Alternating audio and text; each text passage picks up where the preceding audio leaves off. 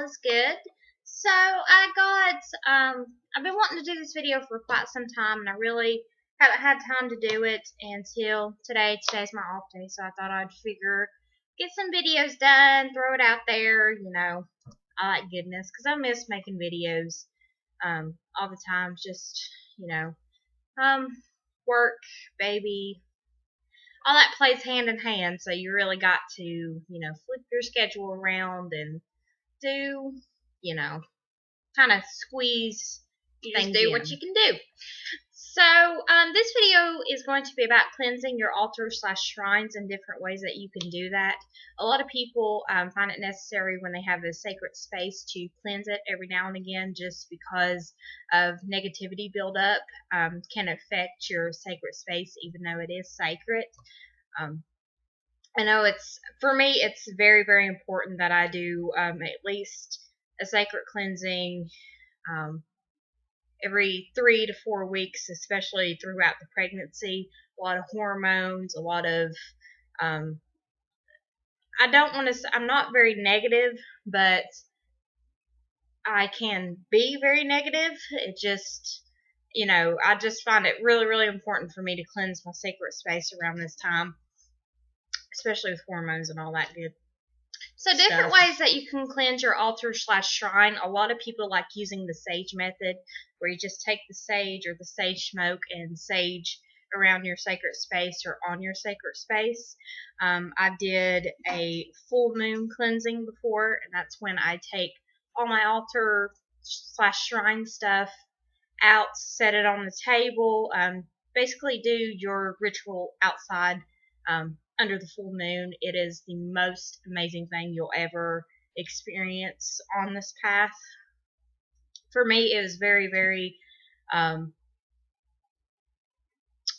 can't describe it. It's one of those things where you just can't put into words how amazing the experience is. So if you ever get a chance to move your stuff outside and do a ritual outside under the full moon, it's amazing. It's just amazing full out. I've done the smudge spray before, and that's when I take all the herbs that I find sacred to myself or that I feel can cleanse my sacred space, and I put it in water and let it steep and do a cleansing that way, where I put it in a spray bottle. I've done a video on here with it, and it's just that works as well. Some people do what is it? Earth cleansings, where they take dirt from outside and they just bury their altar in the soil, the dirt, and just wipe it off like that. Let it sit underneath Mother Earth for a while and just wipe off all the dirt. I know some people have cleansed their sacred space by sunlight. You can do that as well. If you're at like a sunny, or if you're in an apartment and you really don't have access to bring all your stuff outside or anything like that, letting sunlight come in at least every other day is good for your altar. Now, if you do have altar, altar tapestries, be a little bit careful because the sunlight can take the color out of them. I have one that's just from when I first began, and where it's been on the altar for so long, it's just, it's kind of wore out, but it's still going. So just be a little bit cautious with the sunlight. Same thing with the moonlight. You can cleanse it with the moonlight, doing a ritual like that. Of course, any kind of ritual, even pushing negativity out with your own energy, works as well for your sacred space. Incense, sage, smudge sprays. A lot of people like to use Florida water.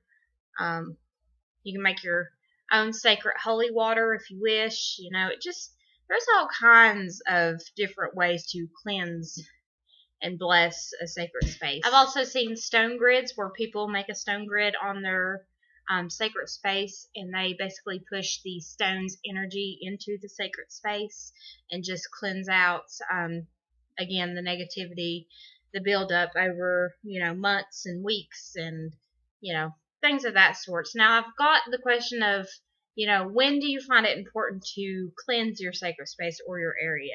To me, I think it just depends on, it comes on its own.